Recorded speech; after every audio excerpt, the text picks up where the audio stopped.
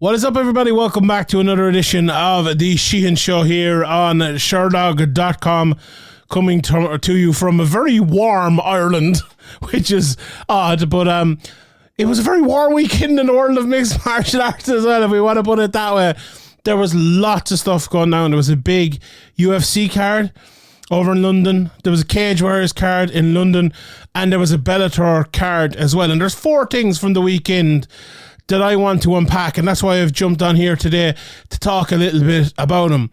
We have next week as well with the massive UFC card. I'm going to have another video this week talking a little bit about Amanda Nunes and her legacy in that. But let's look back for a second on the weekend that was and the big things that came from, because I think it was a very interesting weekend in a few different ways, and I want to look at a few things but also a few fighters as well. The first thing you have to look at is Paddy Pimblett, Molly McCann, because they said that they're a package deal, and in some ways they are. Now I think that's probably better of a package for Molly than it is for Paddy, but why not? If you're in that position, we've seen it here in Ireland with McGregor, you know, with all the people coming through, whether it's Artem or you know, the litany of fighters that came afterwards, even the likes of Kyle Pindred and others as well, that got into the UFC and got places because McGregor kind of opened that door.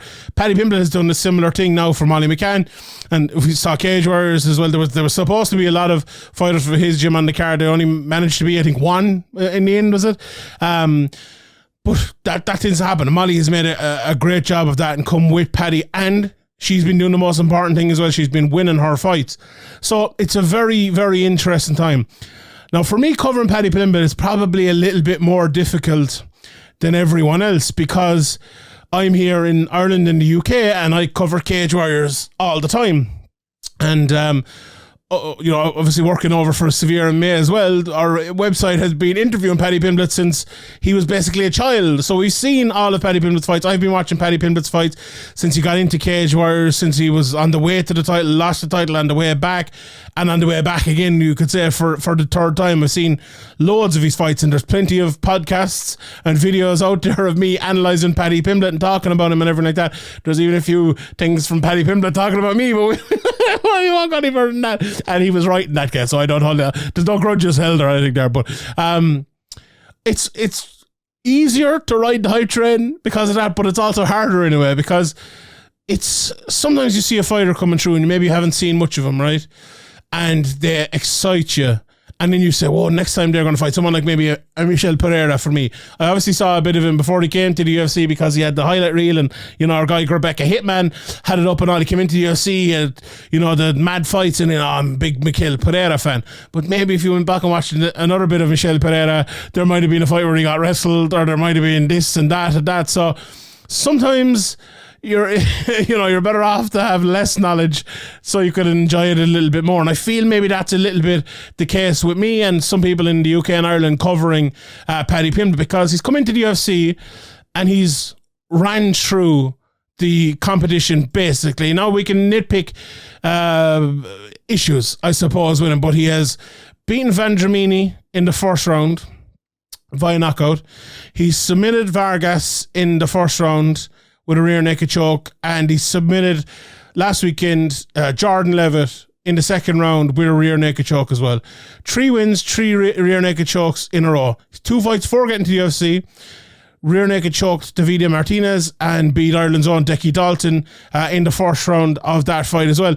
In a fight which, you know, for Decky was in short notice, but for Paddy, he was turned around very quickly. He was supposed to fight Martinez. I think he was even supposed to fight Donovan Desmond and a few more as well before that. It was a very tough fight, and he did a great job of it, and Decky stepped in short notice and did a great job as well. But he's had 5 wins in a row, and it's been great for Paddy, and it's been great for UK MMA, and these cards coming to London, and the pandemic opening up to get back to the UK has come at the perfect time for Paddy Pimblett in the last couple of London cards. It's been brilliant. It's been big. His walkouts, himself and Molly with the howler head afterwards and the hat, and he's there, you know, he signed with Barstool, and he signed, he had Dave Portnoy there, and he jumped into his hands, and Molly did as well. It is brilliant. It is brilliant. And I I'll bring it down in a second, but I don't want to bring it down. And you shouldn't bring it down. But from what I'm about to say in a minute, don't let it bring you down. Because I'm trying not to let it bring me down, and it shouldn't bring anyone down. I've often felt like, people come into the UFC and you say someone like a Pereira, and you really like him, and you like them as a fighter, right? Now, my job is to tell you the truth, I suppose, and analyse it the right way. Some people in the media's job is to ride that hype train and keep it going. That's not me, per se. But you see someone like Pereira coming in, and you want to ride that hype train. You want to see it keep on going. You want to see this guy get to the very, very top. And I feel like that's the way with Paddy Pimblett. We all want, he seems like a nice guy. He said some weird things and some bad things, but you feel like he's being real with it anyway. I've said it before and I'll say it again. Paddy Pimblett is Paddy Pimblett. A lot of the stars in MMA over the last while, it feels like they've been faking it. Colby Covington, the obvious one. The likes of Mazda. I think Adesanya even a bit. Sean O'Malley obviously faking it. Trying to be a star. Trying to be McGregor basically. But what made McGregor was McGregor. If you get me, if that makes sense. Conor McGregor was Conor McGregor. You love him, you hate him, but there was no doubt about Conor McGregor being Conor McGregor. Maybe that's changed a little bit recently. Maybe he's a new version of Conor McGregor, but that's what made him as the star he was. GSP was GSP, right? And Paddy Pimblett is without a shadow of a doubt Paddy Pimblett. And I like him. I'm a Man United fan, he's a Liverpool fan. I should hate him, I shouldn't like him, but I do like him. There's no doubt about it. He's one of the only guys, right, where I see his vlog coming up on YouTube and I watch it. I put it on. I've watched all of his vlogs for the last, 10 episodes or whatever it might be, or 20 episodes or whatever. They're brilliant. They're entertaining. He's funny. He's real. He's not like sitting there on the mat thinking, I'm going to be a world champion. And, it's just like, I'm going to beat everyone on my wake. And it's going to be done in one. And all of this shit that we hear from everyone all the time. You could be fighter A, B, C, D, blah, blah, blah, blah. Right? And we all know it. And I've interviewed him. You've listened to the interviews. We all know it. And Paddy Pimblett could say that same thing, right? And we wouldn't think that. Because he is saying it from an authentic place. Like, he believes in himself, absolutely. But when he says, like, he believes he's going to get to this area, he's going to beat this guy up, do this thing, you believe that he believes it. Now, maybe you don't believe it, but you believe that he believes it. I love the fact after his fight, and he said some very good things after his fight, and I'll get to them in a second as well. He said that performance was terrible. And I love that. Like, my favourite thing, and this will tell you a lot about me now more, maybe than anything else, but one of my favourite things in the world is when you watch the Olympics or a World Championship or something like that, and someone wins the silver medal or the bronze medal, right? And they pull it off and they're like, I don't want that. I want the gold, I love that. That is a winner. Show me someone that's happy with second or third, and I'll show you a loser. And that's harsh. It's coming from someone like me. I don't know what it takes to get there. But Paddy Pimblett, I have doubts about Paddy Pimblett in lots of different ways, which I'll talk about in a second. But god damn it, does that man want to be a winner? And does that man show an attitude, at times anyway, or talks about it at times, that he wants to be a winner? And that sort of thing shows that. Also, when he said, I want to fight again before Christmas, that shows a winner. That shows a guy who recognizes that he probably needs to fight. Because if he doesn't fight, if he doesn't continue to fight, it's probably not good for him. And I love that, right? And also, by fighting regularly, you keep the hype train going. Because it's a hype train, and maybe there's negative connotations for the phrase hype train, but a hype train, McGregor had a hype train, GSP had a hype train, John Jones. Hype trains can be great. Like, Roger Huerta had a hype train as well. It wasn't so great. or Brandon, what's his name in one championship now?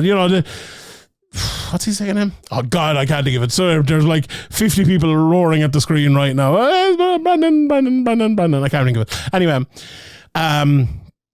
he needs to keep that going. McGregor did a great job of keeping that going. He went on tough, and people got a bit of a break from him. That was great, because there was a bit too much of him at times, and you don't want that either. And I think Paddy has done a good job of maybe not getting too much of him out there, and people love him, and people like what he's doing, and it's real and authentic, and there's no airs or graces about him as well. Like, he everyone's given out the last time about it. He signed a 12-12 contract. And he goes, well, I knew what I was signing. I'm not complaining about it. I'm going to do this. And you know what? I'm going to get a better contract. And he did get a better contract. He goes, I'm not down that anymore. And it's brilliant. And now we can talk about contracts. And I'm not getting into that. But from his point of view, from a fan's point of view, he didn't turn into like a crying, moaning, fighter like lots of them have been over the last while, right? In the eyes of the fans. Now, that's not me saying that. Right? But he didn't do that, and he didn't put himself in there after 2 fights in the UFC. Someone, if a Cowboy Cerrone or a Joe Lawson or someone even after 10 fights in the UFC are doing that, be more in line, absolutely. But after 2 fights in the UFC, he's just taken every right step so far for me. And it's been absolutely great. Now, let's get a little bit to the negatives. Paddy Pimblett needs to take bigger steps outside of the cage in terms of his in-cage, in the gym work than he does anywhere else. It's all well and good being with Barstool. It's all well and good having the hype. It's all well and good. Even the winning the fights, even going on a 3 or 5-5 win streak now as he is, 2 in Cage Warriors and 3 in the UFC. If he doesn't improve his game, the way he needs to improve it, he will never get to a level, and this hype train will be derailed because he's not there at the moment. Paddy has... let me just look at it here. He has 22 fights, if I'm not mistaken, in his career so far. So Paddy, and he's 27 years of age. He made his debut back in 2012. Paddy's been fighting for 10 years. Alexander Gustafsson's only been fighting for 15. And look at the way Alexander Gustafsson was. So this is not as if, right? Paddy Pimblett is not an up and coming prospect.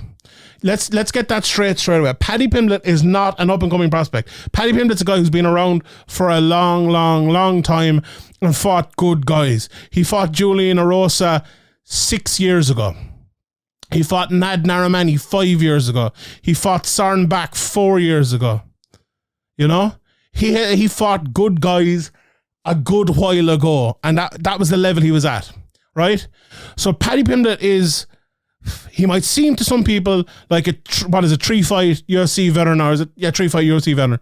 But that's not what he is. That's not the level in terms of experience that he is accrued in his career. But his level of ability, I think, is far below his level of experience.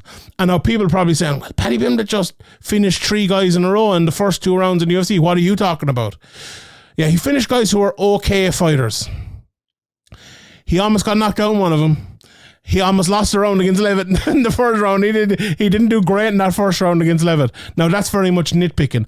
But when that level raises, where's Paddy Pimblett going to be, right? So there's 2 answers to that. If Paddy Pimblett remains at the same level he is at the moment in terms of his ability, and they raise the level, he will lose. He will lose. Let me get that straight to you. There were some people I saw, I think it was Adam Martin talked about Dan Hooker. Dan Hooker would beat Paddy Pimblett from pillar to post if they fought right now. Let's get that straight. He would destroy him. Like, Paddy Pimblett's striking is just nowhere near the level of Dan Hooker. If they fought, just no way. Maybe size would be the only thing. Maybe Paddy would be able to get him down and get a submission. If he can, his submission game is brilliant. But Paddy needs to rise a lot of levels in a lot of different areas. He talked about the weight himself. He's talked about it before. He was saying this fat shaming and all of this. You can take that with a pinch of salt. Paddy knows he can't bulk up, and put on a load of weight like he has before, because he needs that time to improve. It's grand spending 3 weeks of a holiday or 3 weeks eating. It's the month getting the weight back off that you lose improvements in your striking, grappling, control, wrestling and all of that. That's the big problem. And if you're Paddy Pimblett and you're 22 fights into your career and you're going to be fighting again in 3 months' time, you can't afford to have a month off not improving if your level is going to be rising. You need a month of improvement now, in 3 months, 6 months, 9 months, 12 months, to in 18 months be ready to fight top 15. That's what you need, right? So Paddy can't, and there's no one to talk. He'll say this himself. I guarantee you other fighters are saying it. Ricky Hatton, talks about it in terms of like where he was in boxing, that he left a lot of himself in the between the fight parts. MMA is different as well because there's so much to improve on. There's so much to improve on, and Paddy needs to improve an awful lot to get to 18 months' time where he is at the place in his career where it's either then you'll become champion or you'll never become champion because you've been around too long, doing it too long, you'll have too many miles on the clock. What year did I say again? 2012. October 2012. It's coming up in 3 months on the 10-year anniversary of Paddy Pimblett's debut. Now, he was young, but it's not so much about age, it's miles on the clock, right? So Paddy Pimblett doesn't have that much time to go from here, where he is right now, to the top. But he's a lot of improvement to do. A lot of improving to do. Loads. And he's lost to Soren Back, lost to Nadin Armani. I went back and I watched the Soren Back fight just to think I wasn't going mad. He almost won that fight. He almost rear naked choked him in the first round. But after that, he was beaten strike and he's beaten on the ground. Nadin Armani wrestled him for 5 rounds. He probably should have lost his fight to Julian Rosa as well. Very close. Took a lot of, big shots in that. But that was 4 years ago. Now, since then, he hasn't fought a real test. He's had 5 fights, the 3 in the UFC, which were lined up for him. Decky Dalton, who's, a good fighter in this part of the world, but not a match for Paddy Pimblett. And Davide Martinez as well is good. I think if he'd fought Donovan Desmond, that would have been a real test, but that didn't happen. That's no fault of Paddy Pimblett. But when he does get tested, we're going to see if that 4 years has seen any real improvements. What we have seen so far, I don't think there are many massive improvements. What he has improved on, I think, physically. We talk about outside of the gym and all, but when he does get into the cage, he looks bigger physically, stronger and all of that. It looks a little bit like, and maybe I'm wrong here, but he did a podcast like 2 weeks ago and he kind of looked the same as he did just before the fight. Like, is he getting down on that weight too quickly at times, or is he too afraid of missing weight that he gets down really early and in the last 2 weeks he's maybe too low in weight? I think that could be a case of it as well. So maybe that's another thing that he can clean up and get better. But he has definitely got better in that way. His jiu-jitsu has always been great, but it's gotten better. He's getting a lot of finishes. His striking as well has improved leaps and bounds, I would say, but still not on the level. Like, if he gets into a striking matchup with anyone in the UFC's lightweight top 50, I would say. I saw someone, I think it was actually Paddy who said the other day, what did he say? It was 100 fighters in his weight class, or 120 fighters, something in his weight class. I'm not sure if it's that many, but let's say, I'm not sure how many there's, but let's say there's the top 50. Unless you pick out someone very rare, Paddy's going to have worse striking than most of them, I would say. His wrestling and his grappling are good, but I think he can get out wrestled as well by a lot of people in that division. He's going to have to improve an awful lot in those areas. His jiu-jitsu, okay, is good. Defensively, offensively, we saw in the Soren Back fight, defensively, very good.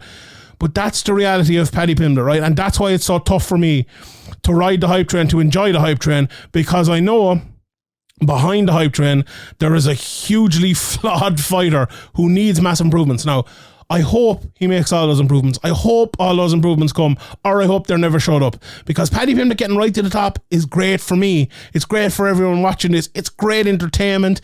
It's great business. All of that. I hope it happens. But it won't. It won't. Anyway, let's move on. I've nearly done the whole podcast now on Paddy Pimblett, but I will touch on another couple of things. One guy I really want to touch on, right, and this will only take a couple of minutes, but Lonier Kavanagh. If you don't know this guy, if you haven't seen this guy, check him out. He had a fight on Cage Warriors this weekend, and I'm massively impressed with him. He's now 4-0 in his career, and he beat Anders Sanchez in Cage Warriors. He won his previous Cage Warriors fight with a big knockout against Ryan Morgan. Before that, he guillotine choked Dylan Missan in a round, and then in 2 rounds he won his fight in his debut before that as well. This guy is a real top prospect. 125 pounder, Brad Pickett in his corner, fights a bit defensively like Brad Pickett, which is probably not a good thing, but he's young in his career. 4 fights. So comfortable in there. So comfortable. Got hit with a big shot, almost knocked out in this fight, but came back and was comfortable again after that. Did really well. Really well. There's a few things he needs to add to his game that a young fighter like him can add easily. I think for a 125er, he's going to have to up the output, right? He's going to have to get a little bit faster, and I think the cardio is going to have to improve. But all of those sort of things will improve together. If you fight at a faster output in training, throw more shots, the cardio, I think, would I'm no expert, but that will all improve together. You'll get more used to fighting that way. At 125, you're going to need to do that. But one of the most important things for me in an MMA fighter watching him on the way up is the comfortability in the cage. And to me, Lanier Kavanagh has that. He's a slick striker and can show it 4 fights into his career. This guy, I really, really like him. I really like him. There are many fighters you see, there are lots of fighters you see, who you think are good. 3, 4, 5 fights into their career on Cage Warriors, so I watch an awful lot. But it's very rare I look at someone and think, God almighty, this guy could be special. Now, he will or he won't. It can happen, as Chael Sonnen famously once said, there are 2 doors. There's a road to failure and there's a road to success. And both of those roads can be easily walked down. And it's just as easy to walk down the road to failure. But with all the ability that Kavanagh has, I think success is the more likely road for him. I really, really like him. I think he's very, very good. Right. 2 guys I also want to talk briefly about here in the middleweight division, Rinjeda Ritter and Dalton Rasta. I was so impressed with both of these guys here. Rinjeda Ritter, I did the preview for it, I watched a few of his fights. And he's a guy as well, like he's a relatively, one-dimensional fighter, I would say. Well, maybe not one-dimensional. One-dimensional is unfair, but a very good wrestler and a very good grappler. His striking is, I would say, improving, but not there yet. But he's such a good wrestler, such a heavy top game that he can get to the fight to the ground really, really well and dominate it there. And when he gets it there, his jiu-jitsu is just really, really good. We saw, if people didn't see, was it an inverted triangle he got at the weekend? It was absolutely phenomenal. And then Dalton Rasta beat Romero Cotton over in Bellator. Really, really impressive. Out-wrestled Cotton defensively and offensively. Landed some really big shots. Was able to get the big left hook KO. Knocked him out. Absolutely folded him. And a great win. And it got me thinking, we saw the Bellator title fight not too long ago. We saw obviously Mousasi losing that, Mousasi being the champion before, and then we see the Ritter being the champion over in 1. We see Dalton Rasta on the way up and a few others as well. We see the likes of Costello Van Steenis and Fabian Edwards as well in Bellator. And it got me thinking, I think middleweight is maybe the one place, maybe someone else will disagree with me, that you could actually probably get like a top 10 of outside of the UFC fighters versus UFC fighters, and the outside of the UFC fighters might actually be better than the UFC fighters. Like, I think the UFC middleweight division is lacking an awful lot. I think John Salter would be right up there with Adesanya. I really do. I think it's a very, very tough fight for Adesanya. The level of wrestling that he has. Sorry, not John Salter. Johnny Eblen. My apologies. I'm thinking of John Salter the fight before. Johnny Eblen, of course, who's the champion at the moment. I also think Rinjeda Ritter is a very, very tough matchup for Adesanya. We saw Adesanya and Eblen especially, what he showed now, where he could do a bit of striking and set up his wrestling and get it to the ground. Adesanya, we saw in the Jan Blachowicz fight that wrestling was obviously an issue for him in the middle of the cage. We see both of these guys can get takedowns in the middle of the cage. When you push him against the cage, he's really, really good takedown defense. But the thing is, in that middleweight division in the UFC, apart from a couple of guys, Mooney's and a couple more on the way up now, maybe Kaubahayo in a few years, it's really lacking wrestlers. Like, you look at other divisions, lightweight, you have Makachev, you have Colby obviously in 170, but a wrestler at the top as well. And you could probably say, the same, you have loads of wrestlers in all different divisions.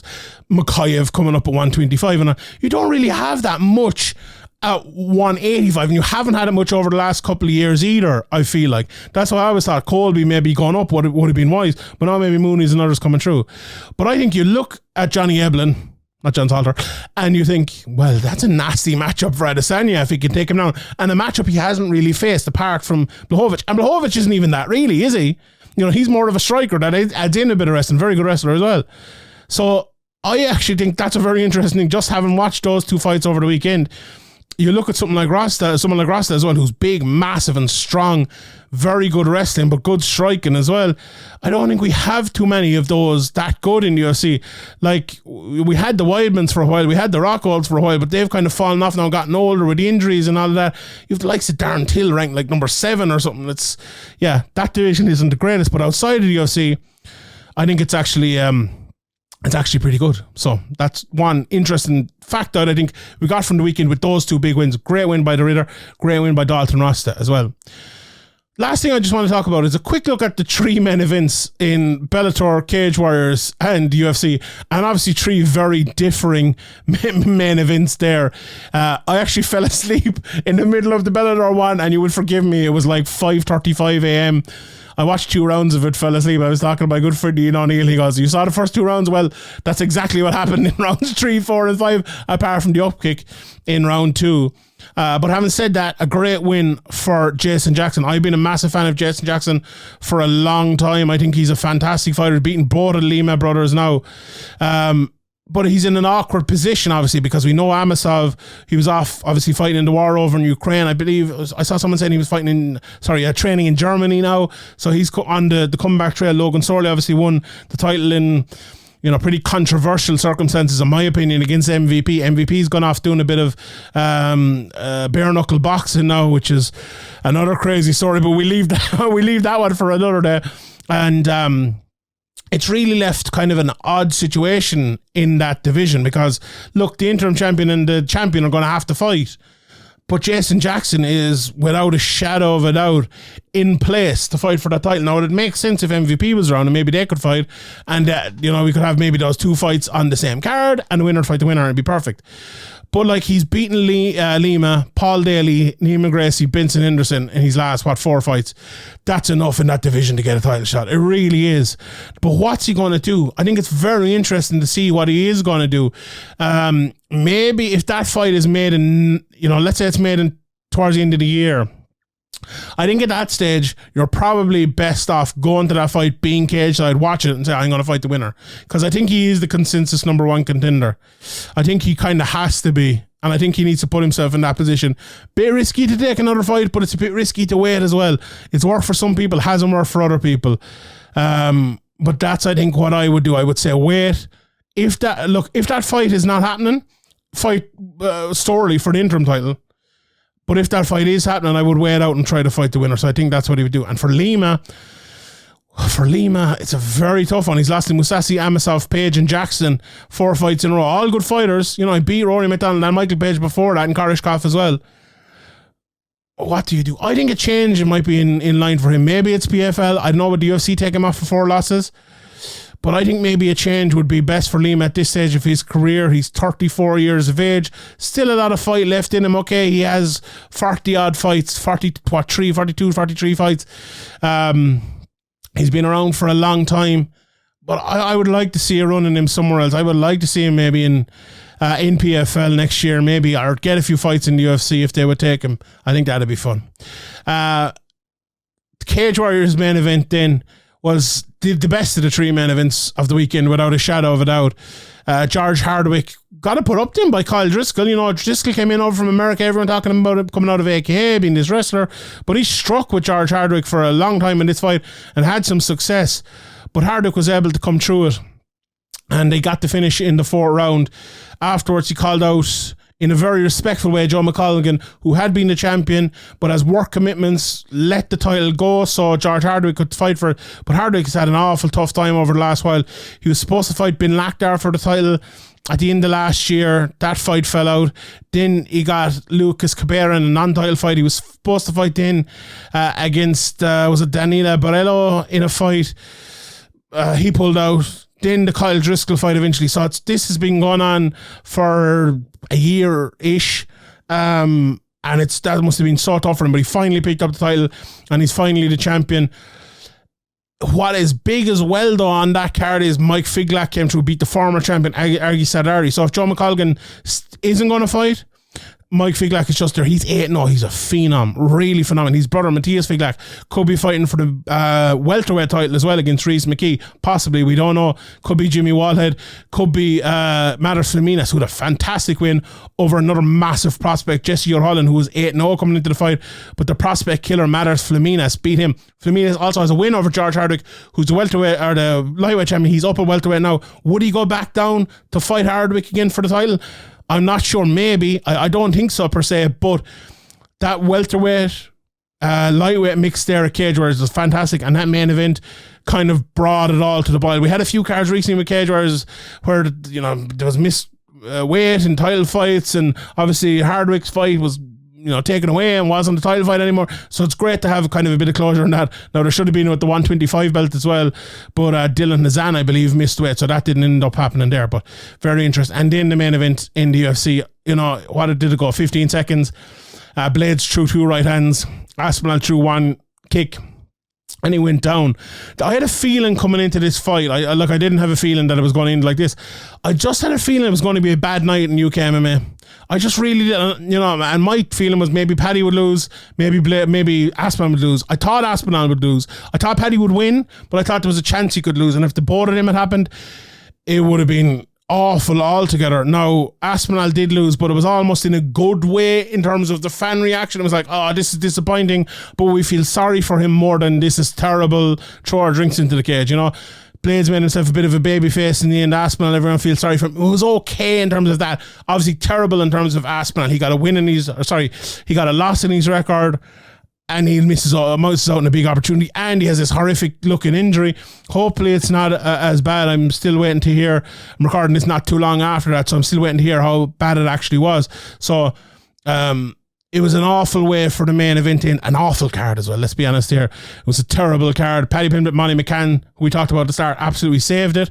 And for the main event to end that way, after the magnificent London card the last time, it was an awful shame. But look, at the end of the day, it's the injury to Tom Aspinall that matters more than anything else, and it's an awful shame for him and for Blades as well, you know, who might have been possibly robbed of, you know, a great fight or a fight at night bonus or a win or moving himself back into the title picture, you know. And you could say the same obviously for Aspinall as well. Very, very tough and a disappointing main event. So yeah, that's it for me. I hope you enjoyed this. Let me know what you think in the comment section below of any of the calls I made there on Paddy, on Linear Kavanagh. If you've seen him, let me know what you think. Let me know about the middleweight picture and about the main events as well from last weekend. Alright, I will leave it there. My name is Sean Sheehan for Sherdog.com, and I'll see you all next time.